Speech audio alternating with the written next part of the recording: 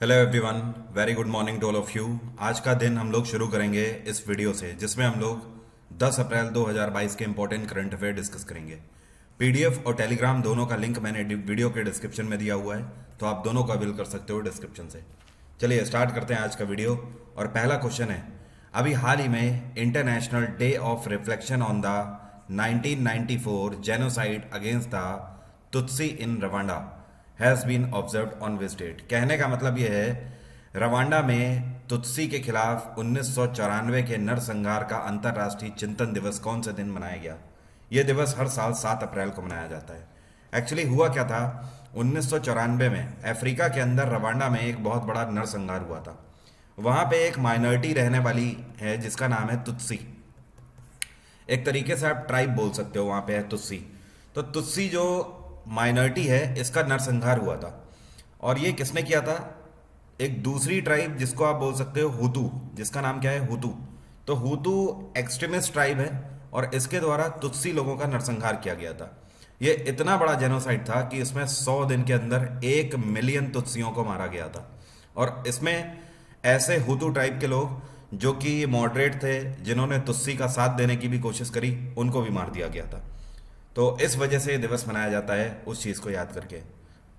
अगला क्वेश्चन है, which country has launched a satellite जिसका नाम है गाओफेन 303 फॉर अर्थ ऑब्जर्वेशन। पृथ्वी को ऑब्जर्व करने के लिए गाओफेन 303 नाम की अभी हाल ही में सैटेलाइट किसने लॉन्च करी है?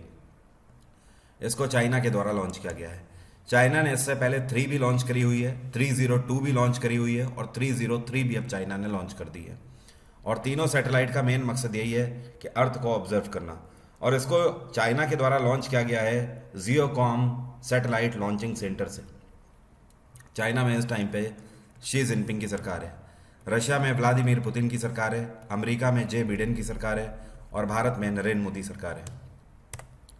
अगला क्वेश्चन है, अभी हाल ही में कौन सा देश है जिसके साथ हिंदुस्तान एरोनॉटिक्स लिमिटेड ने एक पैक्ट साइन किया है और इस देश की मदद से हमारे जो सिविल एयरक्राफ्ट हैं उनको हम लोग मिड एयर रिफ्यूलर के रूप में तब्दील करेंगे। मतलब कहने का ये है कि हमारे जो नॉर्मल एयरक्राफ्ट हैं उनको मिड एयर रिफ्यूलर हम लोग बनाएंगे। मतलब ऐसे एयरक्राफ्ट में तब्दील करेंगे जिनकी मदद से हवा में ही हमारे जेट्स में फ्यूल भरा जा सके। तो ये है इसराइल की जो इजराइलियन एरोस्पेस इंडस्ट्री है, जिसके साथ अभी हाल ही में हिंदुस्तान एरोनॉटिक्स लिमिटेड ने पैक्ट साइन किया है। अभी तक भारत मिड एयर रिफ्यूलिंग के लिए रशिया पर डिपेंडेंट है। रशिया का IL-78 जो मिड हम लोग मदद लेते हैं अभी तक, लेकिन इसराइल एरोस्पेस इंडस्ट्रीज अब जब हमारा साथ देगी तो ये भारत को इस क्षेत्र में इंडिपेंडेंट बना देगा। इसके बाद हमें रशिया के IL-78 एयर रिफ्यूलर की ज़रूरत नहीं पड़ेगी। इसको हम लोग मेक इंडिया प्रोजेक्ट के तहत रिप्लेस कर सकते हैं। और इसराइल में इस टाइम पे सरकार किसकी है? नेफ्ताली बेनेट यहाँ के प्रधानमंत्री हैं। और HAL की स्थापना कब करी गई थी? हिंदुस्तान एरोनॉटिक्स लिमिटेड की स्थापना 1940 में करी गई थी। इसका हेडक्वार्टर है बेंगलोर और इसके चेयरपर्सन है R माधवन। कौन है? R। अगला क्वेश्चन है, अभी हाल ही में कॉमर्स एंड इंडस्ट्री मंत्रालय के द्वारा 2021 से 22 के सत्र में कितना ट्रेड डेफिसिट हुआ है भारत को, ये आंकड़े बताए गए हैं। तो भारत को कॉमर्स एंड इंडस्ट्री मंत्रालय के इन आंकड़ों के हिसाब से 87.5% का ट्रेड डेफिसिट हुआ है। मतलब व्यापारी घाटा आप बोल सकते हो। अब देखिए, व्यापारी घाटा आंका कैसे जाता है। जो एक्सपोर्ट होता है और इंपोर्ट होता है उसके बीच का डिफरेंस ये हमें बताता है। अगर एक्सपोर्ट ज़्यादा है और इंपोर्ट कम है तो फ़ायदा है, इंपोर्ट ज़्यादा है एक्सपोर्ट कम है तो फिर नुकसान है। अब ये जो अभी हाल ही में आंकड़े जारी किए गए हैं ये बताते हैं कि 2021 से 22 के सत्र में जो एक्सपोर्ट किया है भारत ने वो $417 बिलियन का किया है। कितने का? $417 बिलियन का करीब। और जो इंपोर्ट किया है ये किया है $610 बिलियन का। तो इसका जो दोनों का जो डिफरेंस निकलता है ये कितना निकलता है? ये डिफरेंस हुआ 192.41 बिलियन का करीब करीब। तो ये घाटा हुआ, ठीक है। तो ये घाटा कितना है? 87.5%। किससे? क्योंकि इससे पहले जो था, जो लास्ट ईयर जो ट्रेड डेफिसिट था वो था 102 बिलियन और इस बार 192 बिलियन है। तो 87.5% ज़्यादा घाटा हुआ है। अगला क्वेश्चन है, ये कौन सी भारतीय मूल की अमेरिकी सिंगर है जिनको अभी हाल ही में ग्रैमी अवार्ड से सम्मानित किया गया है बेस्ट चिल्ड्रंस म्यूजिक एल्बम के लिए? तो ये जो आपको पिक्चर में दिख रही हैं, इनका नाम है Falguni Shah. She has been awarded with Grammy award. आपको याद होगा, मैंने 6 अप्रैल के करंट अफेयर में आपको बताया था, ये जो आपको पिक्चर में दिख रहे हैं, इनका नाम है रिकी केज। क्या नाम है? रिकी केज। ये भी भारतीय मूल के हैं और इनको भी ग्रैमी अवार्ड से अभी हाल ही में सम्मानित किया गया है। ये म्यूज़िक कंपोज़र हैं और इनका बेस्ट न्यू एज एल्बम है जिसके लिए इनको सम्मानित किया गया है। इस बार ग्रैमी अवार्ड्स का 64वां संस्करण आयोजित किया जा रहा है और ये कहाँ पर आयोजित किया गया? लॉस एंजल्स में आयोजित किया गया, अमेरिका में। अगला क्वेश्चन है, एनटीपीसी और गुजरात गैस लिमिटेड दोनों ने पैक्ट साइन किया है कि ये ग्रीन हाइड्रोजन और पाइप्ड नेचुरल गैस प्रोजेक्ट को एक साथ करेंगे। कहाँ पर? तो ये एनटीपीसी का कावास वाला जो यूनिट है, यहाँ पर ऐसा किया जाएगा। कावास कहाँ पड़ता है? कावास पड़ता है गुजरात में। तो एनटीपीसी की जो गुजरात के अंदर कावास में यूनिट है, वहाँ पर गुजरात गैस लिमिटेड और एनटीपीसी दोनों मिलकर ग्रीन हाइड्रोजन और पाइप्ड नेचुरल गैस प्रोजेक्ट एक साथ बनाएंगे। And by the way, Gujarat gas limited जो है, ये इस टाइम पर भारत के 7 राज्यों में और 43 डिस्ट्रिक्ट्स में अपनी सर्विसेज देती है। अगला क्वेश्चन है, जियो बीपी ने अभी हाल ही में कौन सी कंपनी के साथ पैक्ट साइन किया है और ये दोनों कंपनी साथ मिलकर इलेक्ट्रॉनिक व्हीकल चार्जिंग इंफ्रास्ट्रक्चर्स को भारत में डेवलप करेंगे। तो अभी हाल ही में जियो बीपी ने टीवीएस के साथ पैक्ट साइन किया है, टीवीएस मोटर्स के साथ। और जियो बीपी आपको बता दूं, ये रिलायंस की electronic vehicle charging power unit है। मतलब एक ऐसी यूनिट है रिलायंस की जो कि ईवी चार्जिंग स्टेशंस की स्थापना कर रहे हैं। तो ये भारत भर में कई जगहों पर टीवीएस की मदद से स्थापना करेंगे। अब देखिए, इसका सीधा फायदा शुरुआती टर्म में जो टीवीएस के व्हीकल्स हैं, जो इलेक्ट्रॉनिक व्हीकल होंगे, उनको मिलेगा, लेकिन आगे आने वाले टाइम में सभी तरीके के व्हीकल इनसे चार्ज हो पाएंगे। अगला क्वेश्चन है, अभी हाल ही में आरबीआई के द्वारा रेपो रेट कितना डिक्लेयर किया गया है? आरबीआई की मॉनेटरी पॉलिसी कमेटी में इस बार 6 मेंबर हैं। तो इन 6 सदस्यों की कमेटी ने मिलकर इस बार रेपो रेट 4% फिर से फाइनल किया है। मतलब पहले भी 4% था, अभी भी 4% है, कोई चेंजमेंट नहीं हुआ है। और रिवर्स रेपो भी पहले भी 3.35% था, अभी भी उतना ही है, कुछ भी चेंज नहीं हुआ है। रेपो रेट क्या होता है समझ लीजिए। जब बैंक सेंट्रल बैंक से उधार लेते हैं पैसा, मतलब आरबीआई से मान लीजिए किसी बैंक ने पैसा उधार लिया, तो आरबीआई इनको रेपो रेट पर लोन देगा। मतलब मान लीजिए कि एसबीआई ने आरबीआई से 10,000 करोड़ लिया, तो एसबीआई को कितना ब्याज देना होगा? 4.0% ब्याज देना होगा इस पर। ओके। और रिवर्स रेपो रेट क्या होता है? जब बैंक अपना पैसा आरबीआई के पास रखते हैं, उस केस में आरबीआई की तरफ से उनको रिवर्स रेपो रेट पर ब्याज मिलता है। मतलब मान लीजिए कि एसबीआई ने 1,000 करोड़ आरबीआई के पास अपने रखे हैं, उस केस में आरबीआई रिवर्स रेपो रेट के तहत इस 1,000 करोड़ के ऊपर 3.35% का इंटरेस्ट देगी एसबीआई को। अब सवाल ये उठता है कि बैंक आरबीआई के पास पैसा रखते कब है? तो देखिए, आरबीआई ये चीज़ मॉनिटर करती है कि बाजार में जब पैसे की तरलता अधिक हो जाती है, मतलब आरबीआई को ऐसा दिख रहा है कि बाजार में पैसा ज़रूरत से ज़्यादा है इस टाइम पे, उस केस में आरबीआई क्या करती है? रिवर्स रेपो रेट बढ़ा देती है। और जैसे ही आरबीआई रिवर्स रेपो रेट बढ़ाती है, बैंकों को पता लगता है, जाहिर सी बात है कि बैंकों को पता है अब कि हमें ब्याज ज़्यादा मिलेगा, तो इसलिए ज़्यादा ब्याज कमाने के लिए बैंक अपना अपना पैसा आरबीआई के पास जमा करने लगते हैं, रखवाने लगते हैं। इससे क्या होता है? मार्केट से पैसा खिंचता है और आरबीआई के पास अपने आप आ जाता है।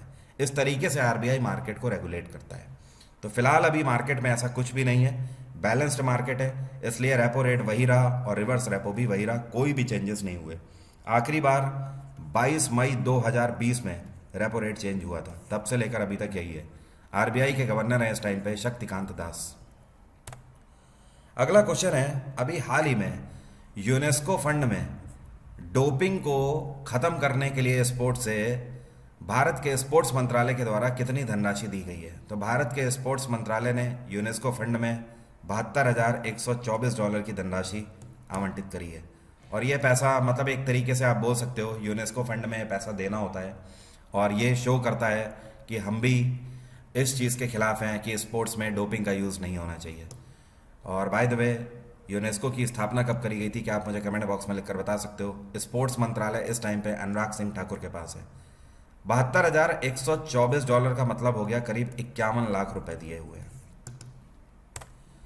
अगला क्वेश्चन है, 5 अप्रैल को अभी हाल ही में स्टैंड अप इंडिया स्कीम के कितने साल पूरे हो गए हैं? तो स्टैंड अप इंडिया स्कीम 2016 में प्रधानमंत्री नरेंद्र मोदी के द्वारा लॉन्च करी गई थी। तो अभी इसको हाल ही में पूरे 6 साल हो गए हैं। कितने? 6 साल पूरे हो गए। अब समझ लीजिए ये स्कीम है क्या।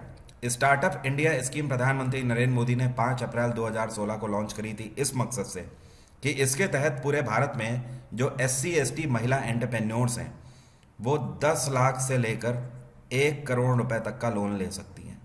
अभी तक पिछले 6 साल में सरकार का आंकड़ा है कि 30,160 करोड़ रुपए लोन स्वरूप दिए जा चुके हैं। और कितनी महिलाओं को? 1,33,995 महिलाओं को ये धनराशि लोन स्वरूप दी जा चुकी है। और आप सभी लोग ध्यान रखिए, कल दोपहर में मैंने करंट अफेयर की मैराथन दे दी है यूट्यूब चैनल पे। आप कम्युनिटी पे जाके अगर अभी तक आपने नहीं देखा है तो देख लीजिए इस मैराथन को।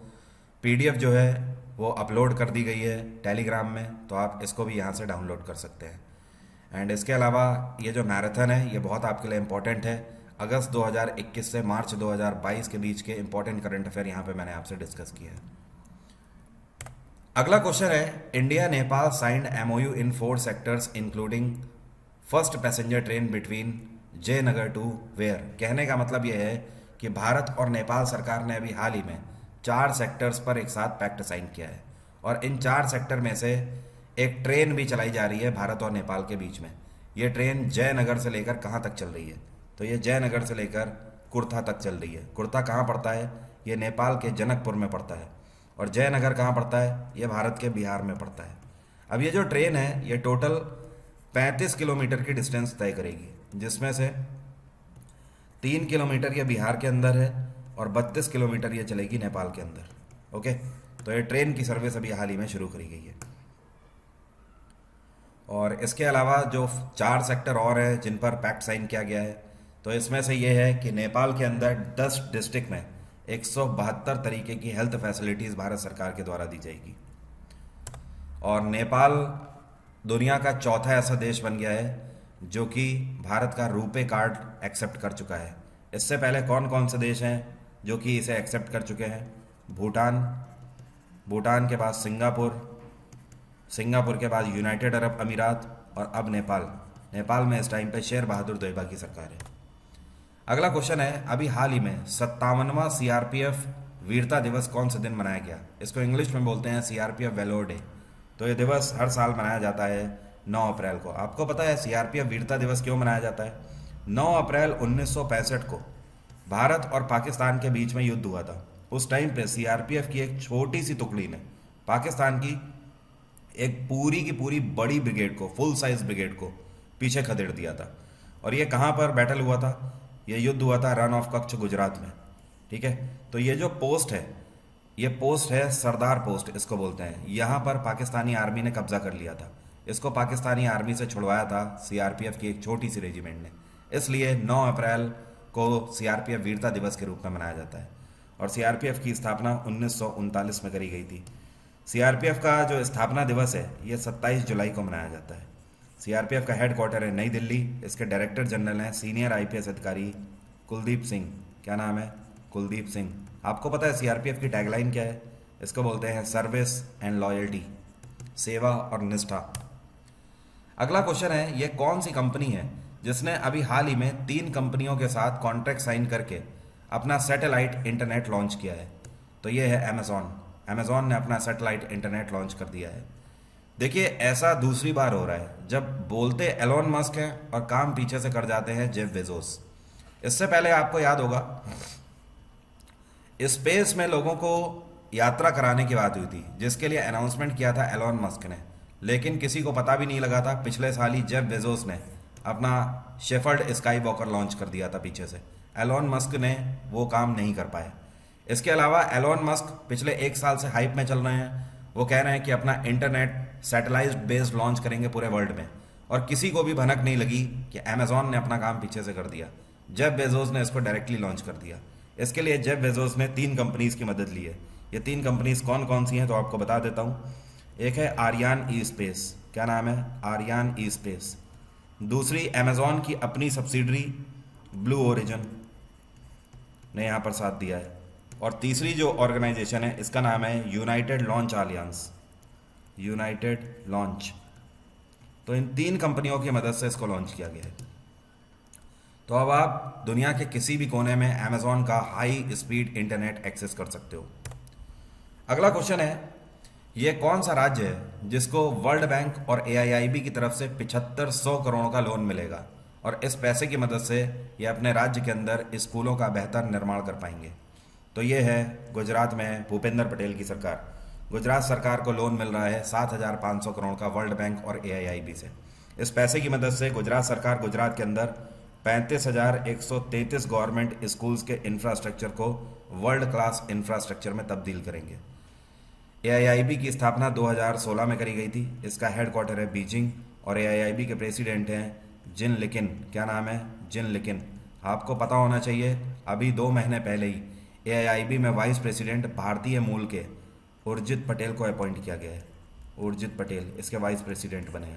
उर्जित पटेल भारत के RBI के गवर्नर भी रह चुके हैं। और वर्ल्ड बैंक की स्थापना 1944 में करी गई थी। हेडक्वार्टर है वॉशिंगटन और प्रेसिडेंट हैं डेविड मलपास। क्या नाम है? David Malpass.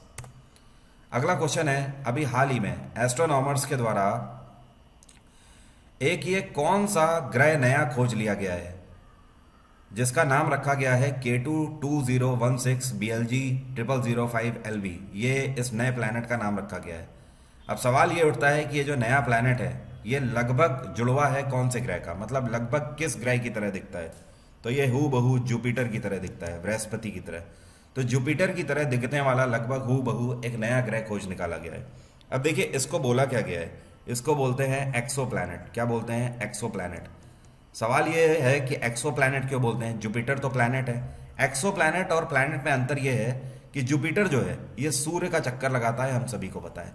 लेकिन ये जो है, ये जो अभी नया प्लैनेट पाया गया है, ये अपने ही एक स्टार का चक्कर लगा रहा है, अपने तारे का चक्कर लगा रहा है। इस वजह से इसको एक्सो प्लैनेट बोला गया है।